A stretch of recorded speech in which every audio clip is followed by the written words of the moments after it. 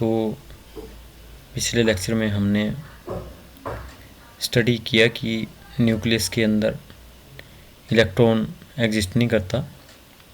अगर न्यूक्लियस के अंदर इलेक्ट्रॉन होता तो उनकी जो एनर्जी होनी चाहिए थी वो 10 मेगा इलेक्ट्रॉन वोल्ट होनी चाहिए थी, जो रेडियो एक्टिव डीके में न्यूक्लियस में से इलेक्ट्रॉन बाहर आते हैं। लेकिन एक्सपेरिमेंटली जब हमने उन इलेक्ट्रॉन की एनर्जी देखी जो न्यूक्लियस से हमारे पास बाहर आते हैं, उनकी एनर्जी 3 से 4 मेगा इलेक्ट्रॉन वोल्ट से ज़्यादा नहीं थी। तो ये एक्सपेक्ट किया कि ये जो 3-4 मेगा इलेक्ट्रॉन वोल्ट के इलेक्ट्रॉन न्यूक्लियस से बाहर आ रहे हैं, ये किसी और रीजन की वजह से न्यूक्लियस में निकलते हैं। लेकिन जो न्यूक्लियस है उसके अंदर इलेक्ट्रॉन एग्जिस्ट नहीं करता। अगर करता तो उनकी एनर्जी 10 मेगा इलेक्ट्रॉन वोल्ट होनी चाहिए थी, जो न्यूक्लियस से बाहर इलेक्ट्रॉन निकलते हैं। फिर हमारे पास जो नेक्स्ट रीजन है कि why electron can't exist inside the nucleus, तो इसमें न्यूक्लियस स्पिन का भी इम्पोर्टेंट रोल है, जिससे हमें पता चलता है कि इलेक्ट्रॉन न्यूक्लियस के अंदर नहीं हो सकता। तो बोलता कि मान लो अगर हम नाइट्रोजन का केस लेते हैं, नाइट्रोजन न्यूक्लियस मतलब कि N2 जो मॉलिक्यूल होता है उसके न्यूक्लियस की अगर हम बात करते हैं तो N नाइट्रोजन का जो एटॉमिक नंबर होता है वो 7 होता है। तो अगर 2 नाइट्रोजन के एटम की बात करेंगे तो हमारे पास 7 + 7 14 प्रोटॉन्स नाइट्रोजन के मॉलिक्यूल का जो न्यूक्लियस है उसमें हम बोलेंगे कि 14 प्रोटॉन्स हमारे पास होंगे, क्योंकि एक न्यूक्लियस के 7 प्रोटॉन, दूसरे न्यूक्लियस के 7 प्रोटॉन, क्योंकि जितना किसी का एटॉमिक नंबर होता है किसी न्यूक्लियस का, उतने ही उसमें प्रोटॉन होते हैं।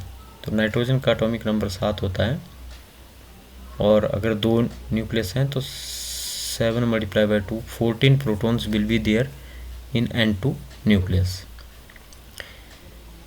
तो जैसा कि हमें पता है कि प्रोटॉन, इलेक्ट्रॉन ये फर्मियंस होते हैं और इनकी स्पिन जो है हाफ इंटीग्रल होती है, h×2 हम इनकी स्पिन लेते हैं। तो सिंपलिसिकली हम यहाँ पे 1/2 भी ले सकते हैं। h क्रॉस को अगर हम हटा दें तो हम बोलेंगे कि 1/2 जो है स्पिन होती है एक इलेक्ट्रॉन की या एक प्रोटॉन की। तो जब यहाँ पे 14 प्रोटॉन्स हैं तो नेचुरली जो हमारे पास एटम होगा या मॉलिक्यूल होगा हमारे पास N2 का, तो उसमें टोटल हमारे पास जो है 21 पार्टिकल्स हमारे पास होंगे। तो जो हमारे पास 7 इलेक्ट्रॉन्स होते हैं उनको हमें मान लेते हैं कि न्यूक्लियस के अंदर है, और जो 7 रह गए वो हमारे पास जो न्यूक्लियस से बाहर डिफरेंट ऑर्बिट में हमारे पास रिवॉल्व करते हैं। तो हम क्या बोल सकते हैं कि 14 + 7 मतलब 14 प्रोटॉन न्यूक्लियस के अंदर हुए और 7 इलेक्ट्रॉन न्यूक्लियस के अंदर हुए, तो टोटल 21 पार्टिकल जो है न्यूक्लियस के अंदर हम जो है कंसीडर करते हैं। तो जैसा कि हमें पता है कि एक पार्टिकल की स्पिन होती है 1/2 h×, तो 21 पार्टिकल की स्पिन होगी 21/2 h×। तो इसलिए जो हमारे पास नाइट्रोजन का न्यूक्लियस है, N2 का न्यूक्लियस हुआ, तो हम क्या बोलेंगे उसकी जो स्पिन है वो हाफ इंटीग्रल होनी चाहिए अगर हम न्यूक्लियस के अंदर भी इलेक्ट्रॉन कंसीडर करते हैं। लेकिन एक्सपेरिमेंटल डाटा से हमने नाइट्रोजन न्यूक्लियस की स्पिन देखी हुई है, तो नाइट्रोजन न्यूक्लियस की स्पिन जो है हाफ इंटीग्रल नहीं होती, वो इंटीग्रल स्पिन होती है।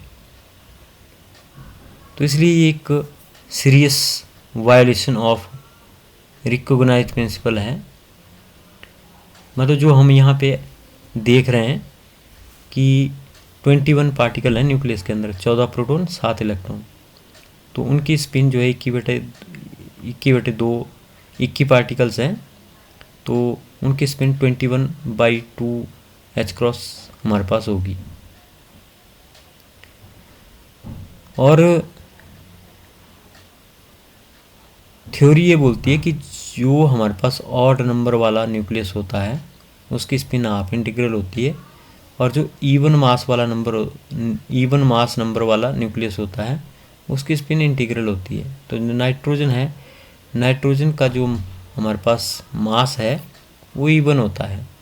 अगर हम N714 को लें या 2 को हम इकट्ठे लें तो 14 × 2 हमारे पास होगा, तो इवन हमारे पास जो मास नाइट्रोजन की न्यूक्लियस का मास इवन होगा हमारे पास। और जो इवन न्यूक्लियस होता है उसकी स्पिन इंटीग्रल होती है, लेकिन ऑड की स्पिन हमारे पास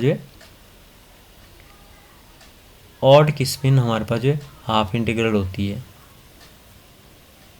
लेकिन नाइट्रोजन न्यूक्लियस इवन है तो उसकी स्पिन इंटीग्रल होनी चाहिए, लेकिन जो हम प्रोटॉन इलेक्ट्रॉन थ्योरी लेके चल रहे हैं कि न्यूक्लियस के अंदर 14 प्रोटॉन और 7 इलेक्ट्रॉन हैं, तो उसके अकॉर्डिंग स्पिन हाफ इंटीग्रल होती है। तो थ्योरी कुछ और बोल रही है और जो हम अज्यूम कर रहे हैं उसके अकॉर्डिंग स्पिन आपकी हाफ इंटीग्रल हो रही है, लेकिन इस रूल के अकॉर्डिंग स्पिन आपकी इंटीग्रल होनी चाहिए। तो इसलिए हम क्या बोलेंगे कि न्यूक्लियस के अंदर जो इलेक्ट्रॉन है वो नहीं हो सकता। अगर हम उसको डाल ही देते हैं न्यूक्लियस के अंदर तो स्पिन हाफ इंटीग्रल हो जाती है। पर नाइट्रोजन का न्यूक्लियस इवन है तो इवन न्यूक्लियस की स्पिन इंटीग्रल होती है। तो यहाँ पे स्पिन वेरिएशन हमें देखने को मिलती है अगर हम न्यूक्लियस के अंदर इलेक्ट्रॉन कंसीडर करें। फिर नेक्स्ट हमारे पास न्यूक्लियर मैग्नेटिक मोमेंट। तो बोलता है न्यूक्लियस के अंदर हम इलेक्ट्रॉन को अगर कंसीडर करते हैं तो हमने देखा हुआ कि जो इलेक्ट्रॉन होता है उसका मैग्नेटिक मोमेंट बहुत ज़्यादा होता है as compared to proton. Electron का मैग्नेटिक मोमेंट होता है 2000 times more than magnetic moment of the proton. तो इलेक्ट्रॉन का ज़्यादा होता है मैग्नेटिक मोमेंट और प्रोटॉन का कम होता है। कितना? 2000 टाइम ज़्यादा होता है इलेक्ट्रॉन का। अगर न्यूक्लियस के अंदर इलेक्ट्रॉन है इसका मतलब कि जो न्यूक्लियस है उसका मैग्नेटिक मोमेंट भी बहुत ज़्यादा होना चाहिए, क्योंकि एक इलेक्ट्रॉन का मैग्नेटिक मोमेंट प्रोटॉन के मैग्नेटिक मोमेंट से 2000 गुना ज़्यादा होता है। तो न्यूक्लियस में अगर प्रोटॉन के साथ में इलेक्ट्रॉन भी होगा तो उस न्यूक्लियस का मैग्नेटिक मोमेंट बहुत ज़्यादा हमारे पास हो जाएगा। तो बोलता है कि हमने एक्सपेरिमेंटली देखा हुआ कि जो न्यूक्लियस का मैग्नेटिक मोमेंट होता है वो इलेक्ट्रॉन के मैग्नेटिक मोमेंट से काफ़ी कम होता है। तो अगर न्यूक्लियस के अंदर इलेक्ट्रॉन होता तो मैग्नेटिक मोमेंट बहुत ज़्यादा होना था, लेकिन एक्सपेरिमेंटल स्टडी से हमें पता चलता है कि जो न्यूक्लियस का मैग्नेटिक मोमेंट होता है काफ़ी कम होता है। तो इसलिए हम क्या बोल सकते हैं वहाँ पे इलेक्ट्रॉन नहीं हो सकता। इलेक्ट्रॉन होता तो उसकी वजह से मैग्नेटिक मोमेंट ज़्यादा होना था। तो इसलिए जो हमारे पास ये जंक्शन है कि इलेक्ट्रॉन न्यूक्लियस के अंदर होता है उसको हम इस तरह से भी रूल आउट कर सकते हैं जो न्यूक्लियर मैग्नेटिक मोमेंट का हमारे पास कंसेप्ट है।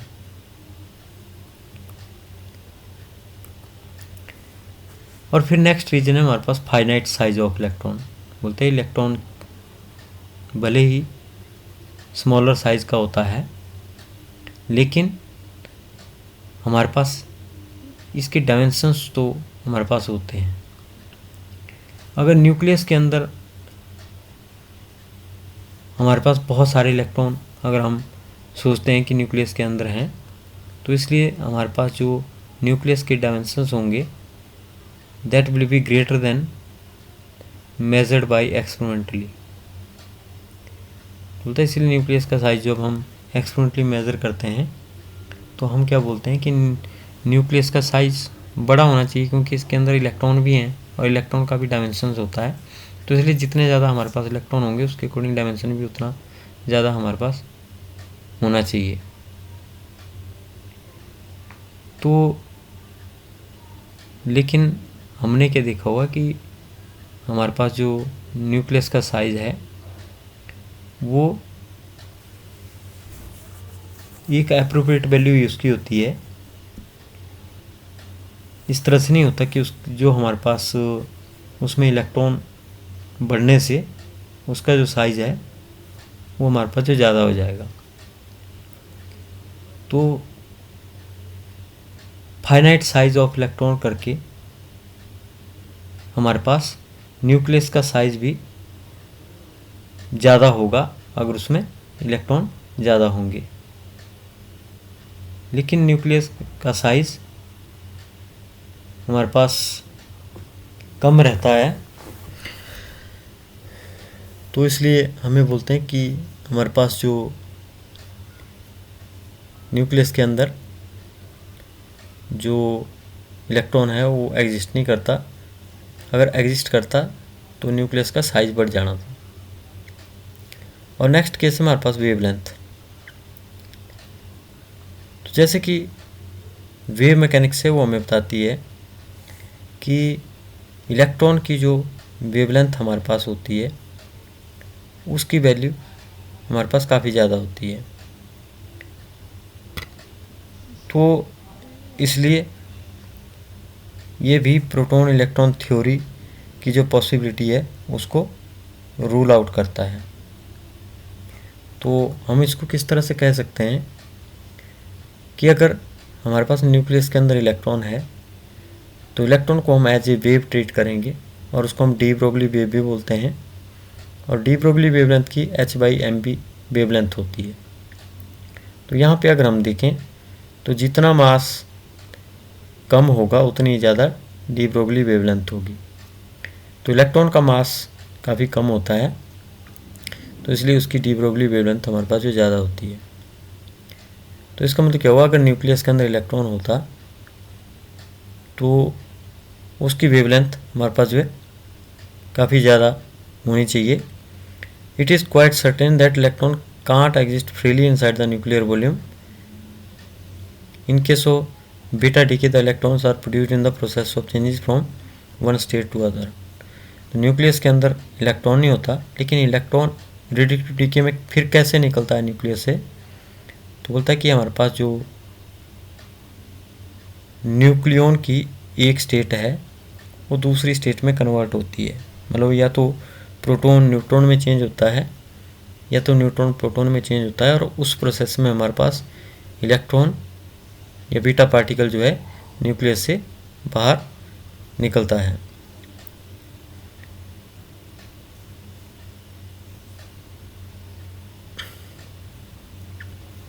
फिर इसके बाद हमारे पास जो प्रोटॉन इलेक्ट्रॉन थ्योरी के फेलियर थे वो हमने डिस्कस किए। तो उसके बाद हमारे पास आती है प्रोटॉन न्यूट्रॉन थ्योरी या न्यूट्रॉन प्रोटॉन थ्योरी। बोलता है proton electron theory failed due to the properties of free electron. तो हमने इलेक्ट्रॉन की कुछ प्रॉपर्टीज़ के बेस पे जो प्रोटॉन इलेक्ट्रॉन थ्योरी थी उसको रिजेक्ट किया। और 1921 में Rutherford suggested the electron does not exist in the nucleus in the free state but in bound with the positively charge proton and predicted. बोलता है कि न्यूक्लियस के अंदर जो इलेक्ट्रॉन है वो फ्री स्टेट में एग्जिस्ट नहीं करता, लेकिन वो बाउंड स्टेट में उस केस में न्यूक्लियस के अंदर जो है हो सकता है। तो बाउंड स्टेट का हम यहाँ पे क्या मतलब बोलते हैं कि जैसे हमारे पास एक प्रोटॉन और इलेक्ट्रॉन का कॉम्बिनेशन हमारे पास होता है। तो एक प्रोटॉन और इलेक्ट्रॉन के कॉम्बिनेशन को हम जो है न्यूट्रॉन बोल देते हैं। जैसे हमारे पास एक प्रोटॉन हो गया हमारे पास 1h1 और इलेक्ट्रॉन हमारे पास हो गया -1e0। तो दोनों को अगर हम कंबाइन करते हैं तो उससे हमारे पास 0n1 मतलब न्यूट्रॉन बनता है। तो एक प्रोटॉन हो गया, एक इलेक्ट्रॉन हो गया। तो उनकी कंबाइंड स्टेट है हमारे पास, प्रोटॉन और इलेक्ट्रॉन की कंबाइंड स्टेट है न्यूट्रॉन। तो न्यूट्रॉन को हम 0n1 से लिखते हैं, 0 न्यूट्रॉन पे चार्ज हो गया, मतलब कोई चार्ज नहीं होता, और 1 उसका मास नंबर हो गया। तो बोलता कि ये जो प्रोटॉन न्यूट्रॉन थ्योरी थी, ये 1932 में जब चैडविक ने डिस्कवरी की, तो उसके बाद इस थ्योरी के ऊपर जो डिस्कशन किया गया, तो जो हमारे पास चैडविक था, चैडविक ने क्या किया कि एक बेरिलियम की फॉयल ली और उसके ऊपर हाई स्पीड अल्फा पार्टिकल को इंसिडेंट किया। तो बोलता उससे हमारे पास क्या हुआ कि एक रेडिएशन वहाँ पे निकली और उस रेडिएशन में अनचार्ज पार्टिकल थे। तो चैडविक ने इन अनचार्ज पार्टिकल को न्यूट्रॉन्स का नाम दे दिया। तो इस तरह से हम यहाँ पे देख सकते हैं कि किस तरह से न्यूट्रॉन की डिस्कवरी चैडविक ने की थी। चैडविक ने क्या किया, पोलोनियम सोर्स लिया, पोलोनियम सोर्स से अल्फा पार्टिकल निकलते हैं। जो पोलोनियम सोर्स रेडियोएक्टिव सोर्स होता है उसमें से अल्फा पार्टिकल निकलते हैं, और इन अल्फा पार्टिकल को उसने क्या किया, बेरिलियम टारगेट के ऊपर इंसिडेंट किया। तो एक न्यूक्लियर रिएक्शन थी हमारे पास। तो बेरिलियम टारगेट पे जब अल्फा पार्टिकल को इंसिडेंट दिया तो एक पेनिट्रेटिंग रेडिएशन वहाँ पे निकली, जिनको कि हम न्यूट्रॉन बोलते हैं। तो बोलता है इन रेडिएशन को पहले एक्सरे बोला गया कि ये आपकी जैसे गैमा रे, एक्सरे, इस तरह से कोई रेज हो सकती है। तो फिर क्या किया कि ये जो यहाँ पे बेरिलियम टारगेट पे अल्फा पार्टिकल इंसिडेंट करने से जो यहाँ पे हमारे पास पार्टिकल निकले, उनको जो है हाइड्रोजनियस सब्सटेंस के ऊपर इंसिडेंट किया, जिसमें हम लोग प्रोटॉन आपके होते हैं। ऐसे ही हमारे पास एक पैराफिन वैक्स का मटेरियल होता है, जो कि जिसमें कि हाइड्रोजन के बॉन्ड्स होते हैं, और इसको हम हाइड्रोजनियस मटेरियल भी बोलते हैं, पैराफिन वैक्स को। तो जब न्यूट्रॉन इनके ऊपर डिस्कस इंसिडेंट किए गए तो इसमें से प्रोटॉन निकले, मतलब हाइड्रोजन का जो एटम होता है प्रोटॉन 1H1, हाइड्रोजन का न्यूक्लियस, तो इसमें से प्रोटॉन निकले। मतलब न्यूट्रॉन इंसिडेंट किया हाइड्रोजन वाले मटेरियल पे, तो प्रोटॉन इस हाइड्रोजनियस मटेरियल से बाहर निकले, और इन प्रोटॉन को हमने जो है GM काउंटर से मेज़र किया। तो हमें पता है कि GM काउंटर, जिसको हम गीगर मूलर काउंटर भी बोलते हैं, ये चार्ज पार्टिकल को डिटेक्ट करता है जो रेडियोएक्टिव निकलते हैं। तो इससे हमने इन पार्टिकल को जो है डिटेक्ट किया कि हमारे पास, तो ये एक बेसिकली एक न्यूक्लियर रिएक्शन थी जो कि चैडविक ने न्यूट्रॉन की डिस्कवरी के लिए कंसीडर की। तो रिएक्शन की फॉर्म में हम इसको इस तरह से लिख सकते हैं कि 2He4 alpha particle plus 4Be9 beryllium equal to C carbon 612 plus 0N1। तो यहाँ पे न्यूट्रॉन निकला, और उस न्यूट्रॉन को हमने चेक किया, इंसिडेंट किया पैराफिन वैक्स के ऊपर। तो न्यूट्रॉन जब पैराफिन वैक्स पे पड़ा तो प्रोटॉन हमारे पास निकले, और प्रोटॉन को हमने जो है गीगर मूलर काउंटर पे जो है डिटेक्ट किया। तो होता है this neutral particle possess a mass of 1.675 multiplied by 10⁻20 kg 27 kg। बोलते हैं ये जो न्यूट्रॉन होता है इसका मास 1.675 मल्टीप्लाई 10⁻27 kg होता है। अगर हम AMU में, एटॉमिक मास यूनिट में, इसका मास देखें तो 1.00866 हमारे पास होता है। ये जो न्यूट्रॉन होता है न्यूट्रल होता है, लेकिन इसकी जो पेनिट्रेटिंग पावर होती है वो काफ़ी ज़्यादा होती है, मच ग्रेटर देन दी अल्फ़ा पार्टिकल। बोलते हैं अल्फ़ा पार्टिकल से भी ज़्यादा इसकी पेनिट्रेशन पावर होती है, और इसलिए ये सेवरल मीटर्स ऑफ कंक्रीट को जो है पेनिट्रेट कर सकता है। तो जहाँ पे न्यूट्रॉन के एक्सपेरिमेंट्स होते हैं तो वहाँ पे जनरली कंक्रीट की दीवारें बनाई होती है, और वो दीवारें काफ़ी मोटी होती है। तो अल्फ़ा पार्टिकल को जो वॉल्स होती हैं वो अल्फ़ा पार्टिकल को अपने में से क्रॉस नहीं होने देती। लेकिन अगर कंक्रीट की दीवार हमारे पास थिकनेस में कम रहेगी तो अल्फ़ा पार्टिकल उसको पेनिट्रेट कर लेता है। Like protons, neutrons also contribute to the mass of the atom. Now we come to the point that constituents of nucleus are neutron and proton, not electron. Electron is outside particle from the nucleus. Nucleus consists of only proton and neutron. The mass of an atom on atomic weight scale is equal to the sum of the protons and neutrons present therein. We say that the entire mass of atom, almost entire mass of atom lies inside the nucleus, because neutron and proton lies inside the nucleus, and electrons are light particle. So we say that only 0.001% of the mass is there due to electrons, and almost 99.99% mass of any atom is due to neutron and proton, which lies inside the nucleus. According to this hypothesis, every nucleus consists of proton and neutron. The total number of two types of particle is equal to mass number A. We say that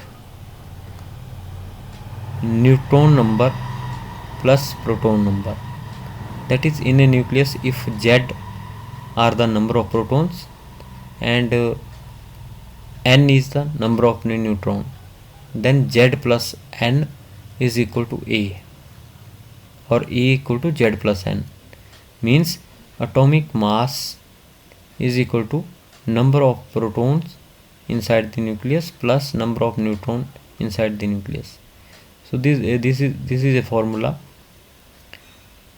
which tells us about the neutron, proton and mass number, how they are related with each other. So it is a very common formula. If you want to calculate neutron number, if you have mass number and proton number, then neutron number can be calculated by A minus Z.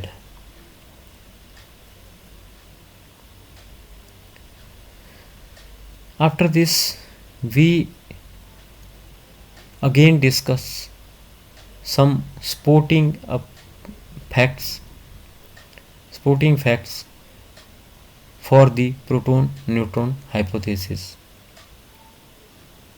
जैसा कि मैंने बात की थी कि ये जो proton neutron theory है ये सक्सेसफुल थ्योरी है, लेकिन जो प्रोटॉन इलेक्ट्रॉन थ्योरी है वो फेल हो गई, और उसके फेलियर के कई रीज़न हमारे पास है जो कि हमने डिस्कस किए। इसके बाद हम करेंगे कि क्या फैक्ट्स हैं जिनके बेस पे हमने बोला कि जो प्रोटॉन न्यूट्रॉन थ्योरी है वो सही है। तो हम क्या करेंगे कि जो सेम रीजन हमने पीछे लिए थे उन्हीं के ऊपर डिस्कशन करेंगे। और सबसे पहला रीजन जो हमारे पास वेव मैकेनिकल कंसिडरेशन है, again we will apply the Heisenberg uncertainty principle here, because neutron and protons are also small particle which lies inside the nucleus. So uncertainty in the position of the neutron or proton inside the nucleus will be delta x, and that delta xi will be equal to 2 multiplied by 10 to the minus 14 meter. This is uncertainty in position. We say that proton or neutron lies inside this radius or this diameter. It means from left side of the nucleus up to the right side of the nucleus the neutron lies. or proton lies, because both neutron and protons are constituent of nucleus. If we know the delta x, we can get delta p by using Heisenberg uncertainty principle. Delta p is h cross by delta x. We know that h cross is 1.055 multiplied 10 to the minus 34, and delta x is diameter of the nucleus, that is 2 multiplied 10 to the minus 14 meter, because 10 to the minus 14 meter is the radius of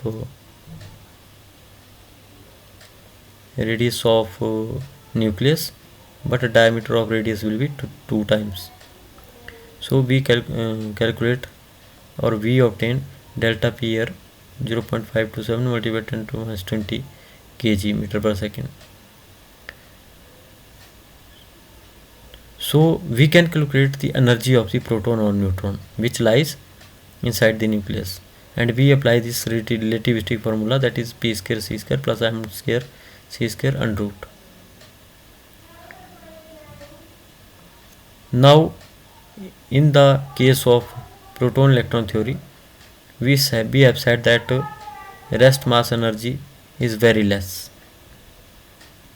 but in this case rest mass energy will equally important as the energy Pc.